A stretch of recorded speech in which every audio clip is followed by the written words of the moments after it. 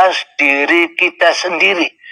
Itulah kefitrahan setiap diri manusia yang belum nyata di dunia ini. Kenapa?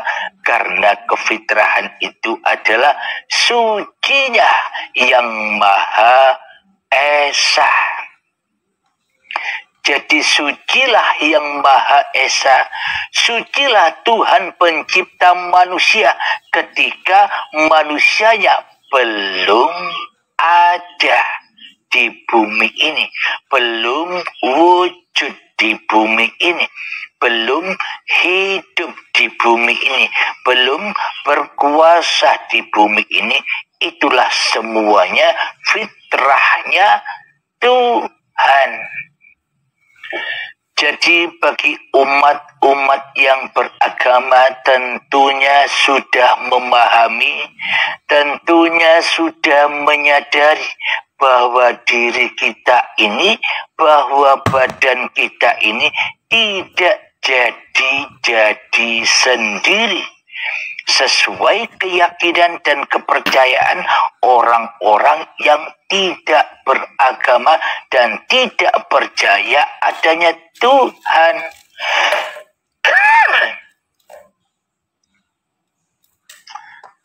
Bahwa keyakinan kita dalam umat beragama ini pasti meyakini di dalam hati kita, kita ini ada yang menciptakan, ada Tuhan yang merahasiai kita, menciptakan dan mewujudkan kita di dunia ini.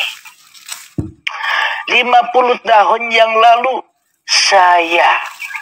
kita semua sesuai umur kita berada di dalam kesucian, di dalam fitrahnya Tuhan. Dengan kesucian Tuhan itulah kita diciptakan, dibuat dari tanah yang mati. Jadi untuk membuat diri kita, menghidupi diri kita adalah Tuhan yang maha hidup, yang menghidupi tanah yang mati. Sehingga dari benih-benih tanah itu dihidupi oleh Sang Pencipta, diperjalankan oleh Sang Pencipta hingga dari tanah diproses, dihidupi, dimakani, dijaga, dipenuhi semua kebutuhannya oleh Sang Kuasa, oleh Sang Hidup, hingga menjadi tumbuh-tumbuhan, dan kemudian diperjalankan lagi menjadi hasil dari tumbuh-tumbuhan itu, yakni buah-buahan, sayuran, padi, yang mana cikal bakal keberadaan sayuran, buah-buahan, dan padi itu ya dari tanah, sama-sama dari tanahnya. Tumbuhannya dari tanah, hasil dari tumbuhannya dari tanah, yang memakan juga dari tanah, sehingga terciptalah diri kita saat ini. Alhamdulillahirabbil alamin. Jadi untuk berkunjung kepada Tuhan yang menciptakan diri kita, ya kita harus tahu dulu kebesaran Sang Pencipta. Ya kita wajib kenal dulu kewujudan Sang Pencipta agar kita tahu jalan pulang berkunjung kepada Tuhan yang menciptakan diri kita. Dengan apa kita berkunjung kepada Tuhan yang menciptakan diri kita? Dengan ketiadaan diri manusia kita? Dengan apa kita berkunjung kepada Tuhan yang menciptakan diri kita dengan mentidakwujudkan diri kita di hati kita? Dengan apa kita berkunjung kepada Tuhan yang menguasai diri kita dengan kita menghancur leburkan kekuasaan manusia kita di hati kita, agar nyatalah kewujudan Sang Pencipta, agar nyatalah kehidupan Sang Pencipta, agar nyatalah kekuasaan Sang Pencipta di dalam diri kita selama ini.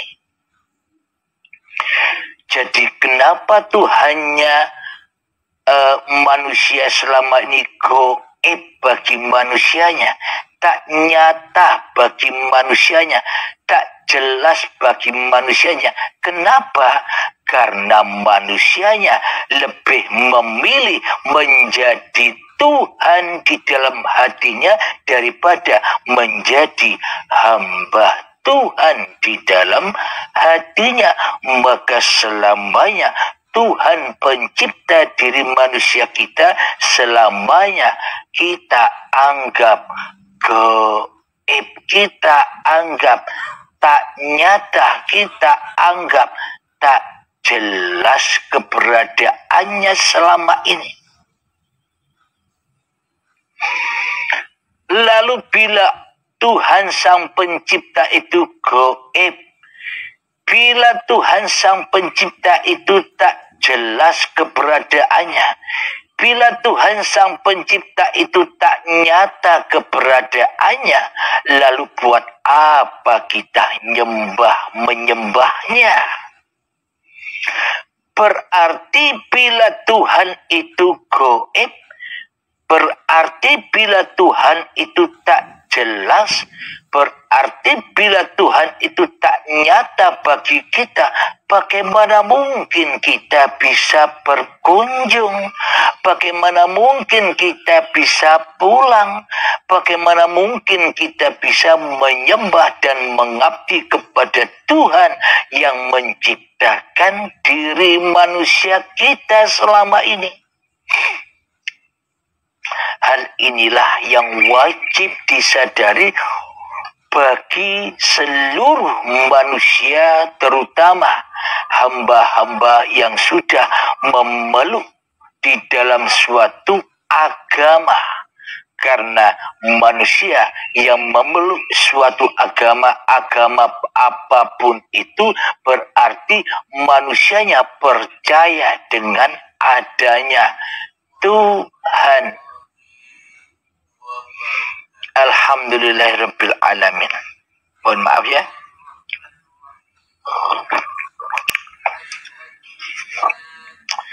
Maka mulai detik inilah kita mulai belajar, kita mulai mengaplikasikan pernyataan kita di hati kita untuk mengabdi, untuk datang bersimpuh di hadapan Sang Pencipta diri manusia kita.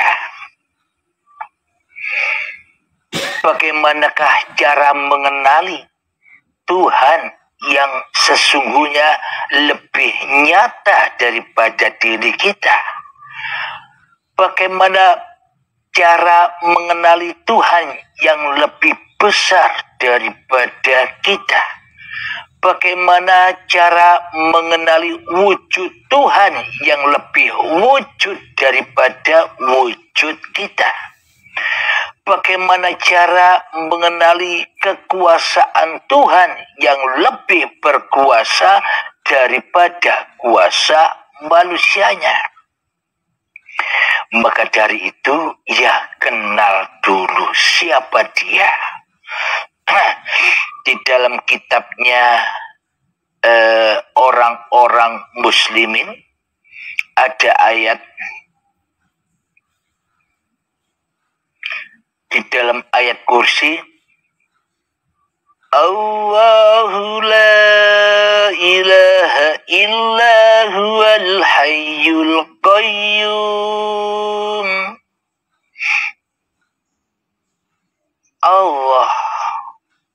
Allah Gusti Sang Hyang Wiji Tuhan, dialah yang berhak disembah. Dialah hidup yang kekal, lagi terus menerus menghidupi seluruh ciptaannya. Nah, inilah yang dimaksud siapa Tuhan itu. Tuhan itulah hidup yang selama ini kita akui sebagai hidupnya pribadi kita masing-masing. Karena tiada hidup tanpa hidupnya Tuhan, dan karena hanya Tuhanlah yang maha hidup. Penjelasan kata maha di sini adalah maha itu tak ada yang lain kecuali Tuhan. Hidup inilah Tuhannya seluruh alam semesta ini. Hidup inilah Tuhannya seluruh manusia. Mari kita buktikan bahwa hidup ini adalah Tuhan Sang Pencipta manusia. Coba kita ilustrasikan terhadap masing-masing diri kita. Seumpama kita tak tercipta di dunia ini, seumpama kita tidak dibuat di dunia ini, seumpama kita tidak diwujudkan di dunia ini, seumpama kita tak dihadirkan di dunia ini, seumpama kita tidak dilahirkan ke dunia ini, apakah kita bisa tahu dan bisa menyaksikan alam semesta yang kita saksikan ini? Coba kita hayati pelan-pelan. Tanpa Tuhan Sang Pencipta, maka apakah kita bisa menyaksikan ciptaan Tuhan yang sudah tergelar di alam semesta ini? Tanpa hidupnya Tuhan Sang Pencipta, tanpa uripe Allah, apakah langit tercipta terlihat bagi diri kita? Tanpa uripe Allah yang menghidupi setiap diri manusianya, apakah kita bisa menyaksikan kewujudan matahari, kewujudan awan, kewujudan mendung, kewujudan buah-buahan, tumbuhan, kewujudan gunung, lautan, sungai, jalan-jalan raya, jalan-jalan pedesaan? Apakah kita bisa menyaksikan itu semua? Bahkan tanpa hidup, bahkan tanpa Sang Pencipta, bahkan tanpa uripe Allah, kita sendiri takkan pernah tahu dan mengenal diri kita sendiri. Bila tak ada Tuhan, bila tak dihidupi Tuhan, bila tak diciptakan Tuhan, bila tak diwujudkan Tuhan di dunia ini. Jadi jangankan kita bisa melihat ciptaan-ciptaan Tuhan, jangankan Jangankan kita bisa melihat ayat-ayat Tuhan yang berupa langit, mendung, matahari, bumi, dan seisinya ini, tanpa kita ada di sini. Tanpa kita diciptakan, diwujudkan, dihidupkan, kita bukan apa-apa dan kita bukan siapa-siapa. Kita tidak akan tahu apa-apa dan kita takkan bisa tahu siapa-siapa. Bahkan diri kita pun kita takkan pernah tahu tanpa Tuhan, tanpa Uripe Allah. Jadi sekarang kita sudah tahu, sudah menyadari bahwa sesungguhnya Tuhanlah yang lebih nyata daripada makhluknya. Tuhanlah yang lebih wujud daripada makhluknya. Tuhanlah yang lebih hidup daripada makhluknya. Tuhanlah yang lebih berkuasa daripada makhluknya. Tuhanlah yang lebih menciptakan apa-apa dan siapa-siapa ini daripada makhluknya. Maka nyatalah keberadaan Uripe Allah. Jadi untuk mengenal Tuhan Sang Pencipta, ya kita wajib memerangi diri, mengenal diri manusia kita ini yang selama ini berkedudukan seperti Tuhan di dalam tiap-tiap hati manusianya. Selama ini kita tidak menyadari bahwa kitalah yang paling wujud dan yang paling berkuasa atas diri kita. Selama ini kita tidak sadar adanya Sang Pencipta. Kita hanya percaya, kita hanya yakin yang semuanya hanyalah semu dan angan-angan saja. Yang mana di dalam hati kita, meskipun kelihatannya kita beragama, tapi hati kita masih jauh dari agama itu sendiri. Maknanya tidak mengenal Tuhan Sang Pencipta diri kita. Kita hanya mengenal hawa nafsu, iblis dan setan yang bersarang di dada kita saja, yang menyerupai, yang syirik, yang selalu mensekutukan Allah dengan diri kita selama ini. Seolah-olah Allah Tuhan tak ada, seolah-olah Sang Pencipta tak ada di dalam hati kita selama ini. Kenapa? Karena beragama dan bertuhan kita selama ini hanyalah beragama dan bertuhan Allah manusia, bukan Allah Tuhan yang menciptakan kita. Beragama dan bertuhannya kita selama ini hanyalah versi hawa nafsu, versinya iblis dan setan yang mana tidak mau tunduk dan sujud kepada Adamnya. Tidak mau tunduk bersujud kepada asal usulnya. Tidak mau sujud dan tunduk kepada ketiadaannya, kepada Tuhan yang menciptakannya.